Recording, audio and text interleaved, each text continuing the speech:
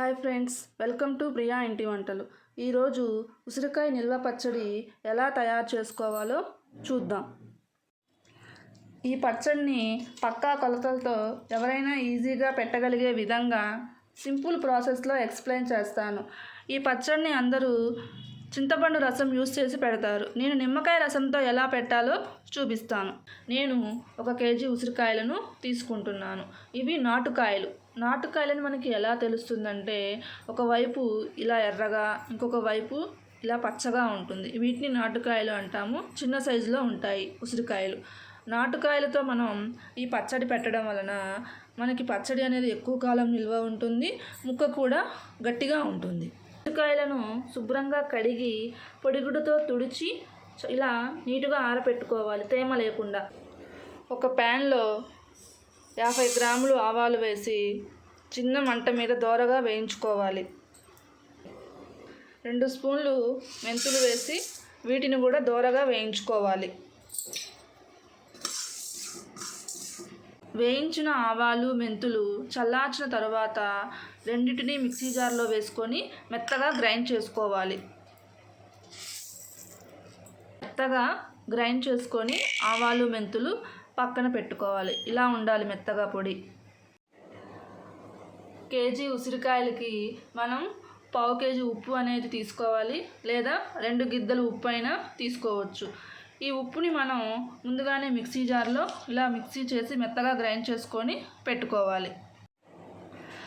మనం ఎంత ఉప్పు అయితే తీసుకుంటామో అంతే కారం తీసుకోవాలి. నేను 2 గిద్దలు ఉప్పు తీసుకున్నాను కాబట్టి కారం కూడా 2 గిద్దలు తీసుకున్నాను. అంటే 1/2 కేజీ ఉప్పుకి 1/2 కేజీ కారం, 2 గిద్దల ఉప్పుకి 2 గిద్దలు కారం. ఉసిరికాయ పచ్చడిలో అందరూ చింతపండు రసం వేస్తారు. నేను నిమ్మకాయ రసాన్ని వేస్తున్నాను. 1 కేజీ ఉసిరికాయలకి మనకి 5 నిమ్మకాయలు పడతాయి, పెద్దవి అయితే. చిన్నవి అయితే 6 కాయలు పడతాయి. నేను ఈ సైజు నిమ్మకాయలు తీసుకున్నాను. వీటిని రసం పిండితే మనకి ఇంత వస్తుంది. ఈ రసాన్ని మనం ఉసిరికాయ పచ్చడిలో వేసుకోవాలి. 1 కేజీ ఉసిరికాయలకి మనకి 1/2 కేజీ ఆయిల్ అనేది పడుతుంది ఈ పచ్చడికి. నూనె వేడయ్యాక అందులో మనం ఈ ఉసిరికాయ ముక్కలను వేసుకొని దోరగా వేయించుకోవాలి.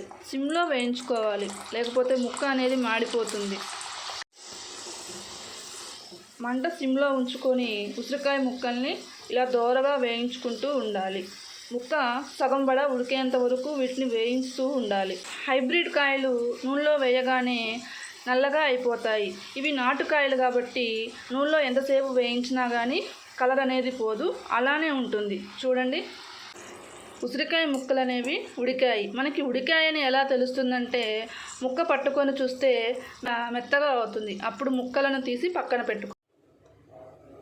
ఆయిల్లో ఫ్రై చేసుకున్న ఉసిరికాయలను ఇలా పక్కన పెట్టుకోవాలి. ఇలా ఫ్రై చేసుకున్న ఆయిల్లో 1 స్పూన్ ఆవాలు, 1 వెల్లిపాయని ఇలా పొట్టు తీసి ఆయిల్లో వేసుకొని ఫ్రై చేసుకోవాలి. ఇలా వీటిని లైట్గా వేయించుకోవాలి. ఆవాలు, వెల్లిపాయలు బయటికి తీయకుండా ఆయిల్లోనే ఉంచి చల్లార్చుకోవాలి ఆయిల్ని కూడా. ఇప్పుడు ఉసిరికాయ పచ్చడి ఎలా కలుపుకోవాలో చూద్దాం. వేయించిన ఉసిరికాయలను ఇలా ఒక గిన్నెలో తీసుకోవాలి. ఇందులో 2 గిద్దలు మిక్సీ పట్టిన ఉప్పు వేసుకోవాలి. 2 గిద్దల కారం, ఆవపిండి, మనం మెత్తగా గ్రైండ్ చేసుకున్న ఈ పిండి, 1 వెల్లుల్లి పొట్టు తీసి వేసుకోవాలి. అలాగే నిమ్మరసం కూడా ఇందులో పోసుకోవాలి. వీటన్నిటిని ఇలా బాగా కలుపుకోవాలి. ఇలా కలుపుకున్న తర్వాత 1/2 లీటర్ ఆయిల్ కాచి చల్లార్చిన తర్వాత ఆ ఆయిల్ని ఇందులో వేసుకొని బాగా ఈ పచ్చడిని ఆయిల్ని మొత్తం కలుపుకోవాలి. ఇలా కలుపుకున్న పచ్చడిని 2-3 రోజులు ఊరనిచ్చి ఇలా ప్లాస్టిక్ డబ్బాలో వేసుకోవాలి.